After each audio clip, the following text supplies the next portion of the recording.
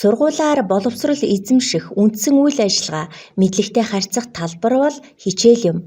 Цаг хугацааны туршид тэдгээр хөтөлбөр өөрчлөгдөн шинжлэгдсээр ирсэн боловч цаашид өвлөн авч үлдэх, гээгдүүлэх, засч залруулах, шинэ мэдлэг арга зүйг хөгжүүлэх зэргээр тохируулах шаардлагатай. 21-р зууны ирээдүйн хичээл хэрхэн хувиран өөрчлөгдөхийг таамаглан хэлэхэд хэцүүч өнөөдөр хэрхэн өөрчлөгдөж байгааг бид харсаар байна. Суралцахуун эрэл хайгуул хичээлийн гол цөм байна. Хичээлийн судалгаа бол суралцахуйг сайжруулахын тулд багш нар хамтран ажилладаг судалгаа хөгжлийн үйл явц юм. Хэрвээ та хичээлээ сайжруулахыг хүсч байвал яах вэ гэсэн энгийн асуултад хариулна.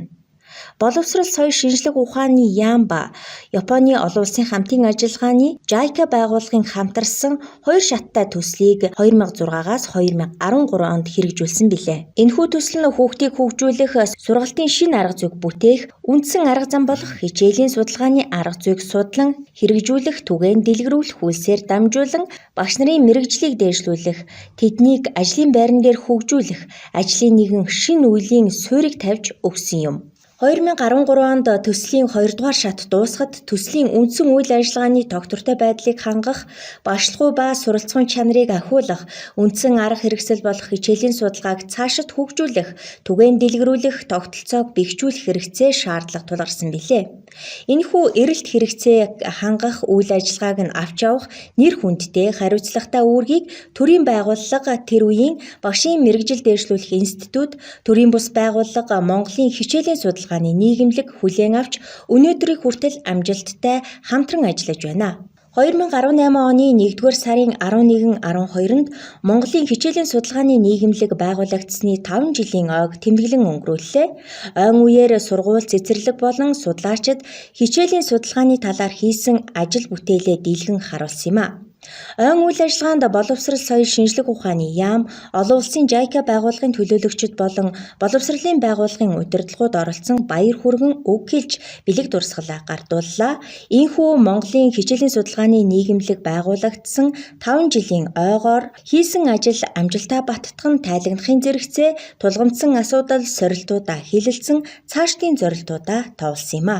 Хичээлийн судалгааны анхны үндэсний эрдэм шинжилгээний баг хурлыг 2013 оны 8-р сарын 15-16-ны өдрүүдэд боловсрол шинжлэх ухааны яам, багшлахуй арга зүй хөгжлийг түгээн дэлгэрүүлэх тогтолцоог бэхжүүлэх нь төсөл, багшийн мэрэгжил дээшлүүлэх институт хамтран хүүхдийн хөгжил хичээлийн судалгаа сэдвээр зохион байгуулжээ.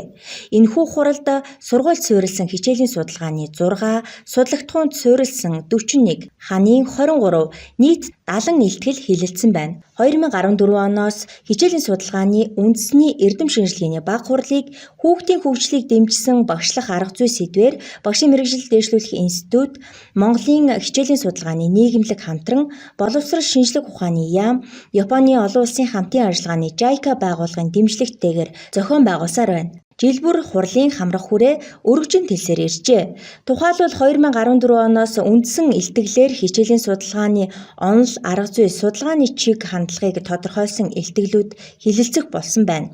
2016 онд хүүхдийн хөгжлийн талаарх судалгааны чиглэлээр өргөжсөн бол 2018 оны 5 дугаар хурлаас тусгай хэрэгцээт боловсролын чиглэлийн хичээлийн судалгааны ажлуудыг игнэндээ багтаан хэлэлцэж байна.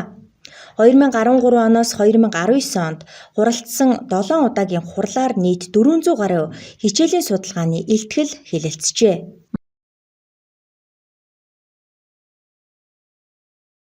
Манай багш судлаачид хичээлийн судалгааны чиглэлээр олон улсын судалгааг хийж, олон улсын эрдэм шинжилгээний хурлуудад хэлэлцүүлж байна. Үүнээс дэлхийн хичээлийн судалгааны нийгэмлэг буюу The World Sessions of Lesson Studies олон улсын эрдэм шинжилгээний хурлыг тухайлан авч үзвэл манай судлаачид 2012 оноос эхлэн тогтмол оролцож хичээлийн судалгаа, хүүхдийн хөгжлийн чиглэлээр хийсэн судалгааны үр дүн, хүрсэн ололт амжилт, тулгарч байгаа хүндрэл бэрхшээлээ хуваалцахаас гадна олон улсын судлаачдаас судалгааны арга зүй, практик туршлагуудыг сурч өөрийн орны боловсролын хөгжилд зохих хувь нэмрээ оруулж байна. 2012-оос 22 оны хүртэлх 10 жилд дэлхийн хичээлийн судалгааны нийгэмлэгийн олон улсын хуралд Монголын судлаач багш нар 30 орчим илтгэлийг хэлэлцүүлжээ.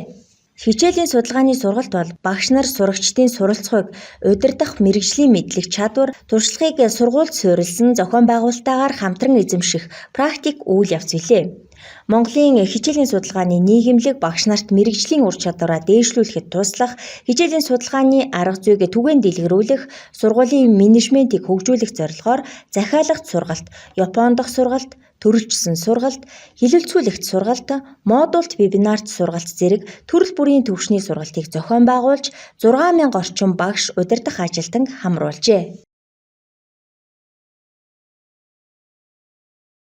Монголын хичээлийн судалгааны нийгэмлэг хичээлийн судалгааны арга зүйг түгээн дэлгэрүүлэх 50 орчим захиалагч сургалтыг хичээлийн судалгааны эксперт зөвлөх сургагч багш нарын хүч хөдөлмөрөөр зохион байгууллаа. Тэдгээр захиалагч сургалт хичээлийн судалгаанд нийт 3168 багш сургуулийн удирдах ажилтан хамрагдсан байна. Нийслэлийн сургуулиудаас гадна Өвөр хангай, Хөвсгөл, Орхон, Дархан уул, Говь Сөмбөр, Дорнод, Сэлэнг, Булган, Дундговь, Өмнө Говь аймагт захиалагч сургалтыг зохион байгуулж хичээлийн судалгааны арга зүйг түгээн дэлгэрүүлж ирлээ.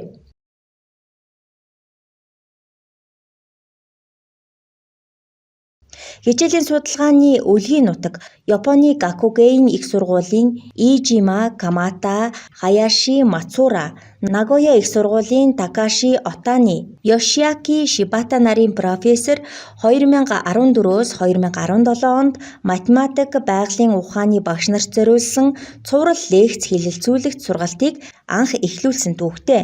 Мөн Монголд ажиллаж байгаа JICA-гийн сайн дурын ажилтан Авака Комура математик Касе байгалийн ухааны сургалтыг нийгэмлэгийн гишүүд багш нарт зориулан цуврал сургалт хэлэлцүүлэг явуулсан байна. Энэ туршилтыг үргэлжлүүлэн онол практикийн бага хурлын үеэр хэлэлцүүлэх сургалтыг тогтмол явуулж ирлээ. Хамтарсан төслийн үндсэн үйл ажиллагаа байсан хичээлийн судалгааны арга зүй сэдэвт Япон дахь сургалтыг уламжлан авч жил бүр зохион байгуулж ирлээ. Японы сургуулийн үйл ажиллагаа бодит судалгаанд хичээлд оролцох замаар хичээлийн судалгааны арга зүйг ухаан ойлгох зорилготой уг сургалтыг байгуулсан цагаас эхлэн тасралтгүй явуулж ирлээ. 2014-өөс 2023 онд Токио, Сайтама, Осака, Нагоя хотод явагдсан 13 удаагийн сургалтанд боловсролын удирдах байгууллагын судлаач, арга зүйчид, салбарын удирдлага, захирал, сургалтын менежер, багш нар нийт 192 хүн хамрагдаж, туршлага судлаад хичээлийн судалгааны арга зүйг түгээн дэлгэрүүлж байна. Нийгэмлэг хичээлийн судалгааны арга зүй, сургуулийн менежмент, сургуульд суурилсан хичээлийн судалгааны арга зүй сэдэвт 2 хөтөлбөрөөр тус бүр 2 кредиттэй төрөлжсөн сургалт явуулах эрх авч хэд хэдэн удаагийн сургалтыг явуулсан түүхтэй. Хамтарсан төслийн үйл ажиллагааны хүрээд хичээлийн судалгааны үндэсний эксперт, үндэсний зөвлөх, үндэсний сургагч багш, бүсийн сургагч багш зэрэг 106 хүнийг бэлтгэсэн байдаг. Энэ үйл ажиллагааг бид цаашид үргэлжлүүлэн хичээлийн судалгааны эксперт, зөвлөх, сургагч багш нарын практик үйл ажиллагаагаар нь бэлтгэх ажлыг явуулж ирлээ. Энэ хөтөлбөрийг эзэмшиж, тодорхой шаардлагуудыг хангасан 8 багш судлаачдад хичээлийн судалгааны үндэсний шинжээч, бүсийн сургагч багшийн эрхийг олгосон байна. Багш ажлын байрандаа тасралтгүй хөгжих, орчин нөхцөлийг бүрдүүлэх зорилгоор 2022 оноос боловсролын ерөнхий газраас багш нарт дэмжлэг үзүүлэх вебд суурилсан цахим сургалтын модуль зарласан. Энэ үйл ажиллагааны хүрээнд бид хичээлийн судалгааны арга зүй, сургуульд суурилсан менежмент гэсэн 2 модулийг иж бүрэн хэрэглэгдэхүүнтэй боловсруулан баталгаажуулсан. Эдгээр цахим модуль сургалтыг 2022-оос 2023 онд нийт 2134 багш сургуулийн удирдах ажилтан сонгон суралцсан байна. Бид бусад боловсролын байгууллагуудтай хамтарсан сургалтуудыг ч удаа зохион байгуулж ирсэн. Монголын хичээлийн судалгааны нийгэмлэг өөрийн үйл ажиллагааг Mail-Simen сайтаар сурталчилж олонний хүртээл болгож ирлээ. Мөн сургалтын гарын авлага видео контентийг бэлтгэн сургууль багш нартаа хүргэсэн билээ. Тухайлбал 2021 онд хичээлийн чанарыг сайжруулах зорилгоор сургалтын хөтөлбөрийн менежмент болон хичээлийн судалгааны арга зүйг холбосон PDCA-г танилцуулсан хичээлээс хичээл рүү сайжруулалт видео контент бүтээсэн нь сургууль багш нарын зүрх сэтгэлд хүрсэн бүтээл болсон юм а. Хичээлийн судалгааны арга зүйг түгээн дэлгэрүүлэх үйл ажиллагааны нэг нь үр дүн туршлагаа харуулах, түгээн дэлгэрүүлж бие биенээсээ суралцдаг хичээлийн судалгааны өдөрлөг билээ. Монгол улсад анх удаа Хөвсгөл аймгийн Дэлгэр мөрөн цогцлбор сургууль хичээлийн судалгааны өдөрлөгийг 2017 оны 11-р сарын 29-ний өдөр зохион байгуулж анхдагчийн гэрчилгээ авчээ. Мөн нийслэлийн лаборатори 28 дугаар сургууль, Дорнод аймгийн 12 дугаар сургууль өдөрлөг зохион байгуулж заах арга зүй, ур чадвар харилцан туршлага солилцуулсан нь үр дүнтэй болсон байна. Монголын хичээлийн судалгааны нийгэмлэг ба багшийн мэргэжил дээшлүүлэх институт хамтран анх 2014 оны 3 дугаар сард Хинтээ аймгийн Хан Хинтээ, Тэмүүжин, Хэрлэн дөрөв сургуульд мониторинг хийсэн бөгөөд тус зөвлөн туслах багт Хаяши Широ оролцсон юм а. Дараа нь 2014 оны 12 дугаар сард Дорноговь аймгийн 1, 3, 5 дугаар сургууль, 2015 оны 3 дугаар сард, 2017 оны 11 дугаар сард, 2018 оны 10 дугаар сард Хөвсгөл аймгийн Дэлгэр мөрөн цогцлбор сургууль зэрэг хэд хэдэн аймаг, дүүрэг сургуульд захиалгат мониторинг хийж зөвлөн тусалсан байна. Монголд хичээлийн судалгааг хөгжүүлэх, түгээн дэлгэрүүлэх үйл ажиллагааны хүрээнд анхны болон онцлог үйл явдлын эздийг тодруулдаг сайхан уламжлалтай. 2018 онд Монголын хичээлийн судалгааны 5 жилийн ой, онол практикийн 5 дугаар баг хурлын үеэр анхдагч, түгээн дэлгэрүүлэгч гэсэн номинацийг бий болгож багш, судлаачид сургууль аймгийг шалгаруулан гэрчилгээ олгосон юм а. Монголын хичээлийн судалгааны нийгэмлэгийн 5 жилийн ог тэмдэглэн өнгөрүүлэх ажлын хүрээнд Монголын хичээлийн судалгааны нийгэмлэгийн хүндэт дэвтрийг эхлүүлжээ.